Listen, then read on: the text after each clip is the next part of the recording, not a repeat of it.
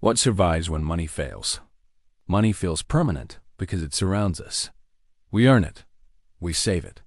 We plan our lives around numbers on screens we never physically touch.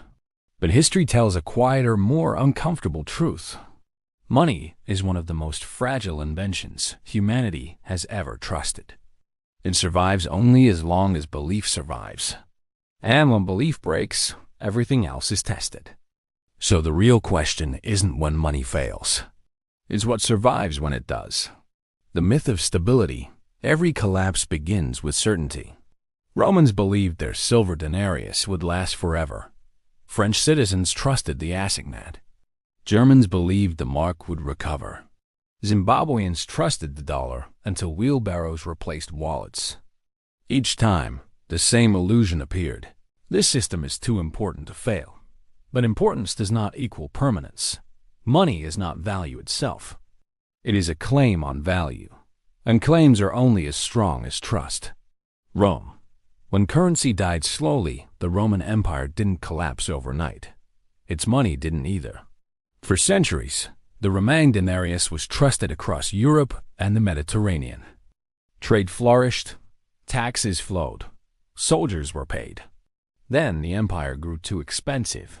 Wars, borders, bureaucracy. Instead of raising taxes, emperors diluted the silver content of coins.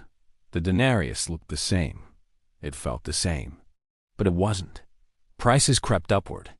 Merchants demanded more coins. Soldiers lost purchasing power. Eventually, Romans stopped trusting money entirely. Barter returned. Taxes were demanded in grain. Soldiers were paid in land. What survived? Land ownership, food production, local trade networks. Money faded. Utility remained. China's forgotten warning centuries before Europe. China pioneered paper money. It was revolutionary. No heavy coins. Easy transport. Rapid expansion. For a time, it worked perfectly. Then emperors printed more to fund wars and projects. Confidence eroded. Paper flooded markets. Prices exploded. Merchants rejected notes. The government punished refusal. But belief cannot be enforced. What survived? Silk, salt, land, metal. Paper promises died. Physical utility endured. The collapse people didn't expect. Weimar Germany in 1923.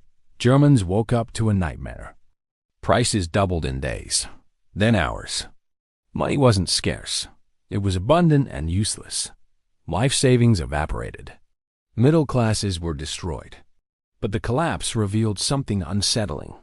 Some people adapted quickly. Farmers demanded goods, not money. Workers traded skills for food. Foreign currency became a lifeline. The economy didn't stop. It changed form. Money failed. Value reorganized. Bank failures don't start with closure when money collapses today. It doesn't announce itself. Banks don't shut doors. Governments don't admit panic. They restrict. Withdrawal limits, capital controls, transaction delays. Cyprus learned this in 2013, Greece in 2015, Argentina repeatedly. Depositors technically had money. They just couldn't use it. What survived? Cash outside banks, foreign access, assets beyond financial systems. The lesson is brutal. Access matters more than balance. Debt becomes deadly during collapse. When money weakens, debt strengthens. Loans remain fixed while incomes collapse. Homes are seized. Businesses are absorbed. Assets consolidate upward. This isn't accidental.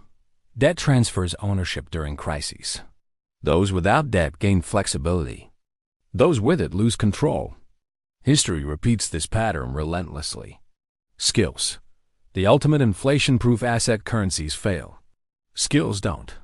During the Soviet Union's collapse, money lost meaning. Salaries vanished.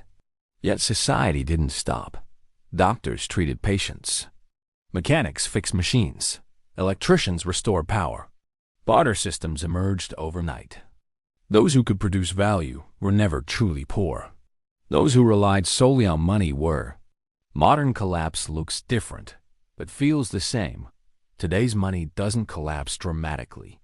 It erodes quietly. Inflation rises. Assets inflate. Wages stagnate. Money fails unevenly. Those holding assets survive. Those holding salaries fall behind. Collapse no longer looks like chaos. It looks like inequality. What history says truly survives across every collapse. Survivors share patterns, real assets, skills, liquidity, adaptability, skepticism. They don't predict collapse. They prepare for uncertainty. The final truth: money doesn't fail because systems are weak. It fails because belief outruns reality. And when that happens, only what produces real value survives. And if history matters, subscribe, because the future always leaves clues in the past.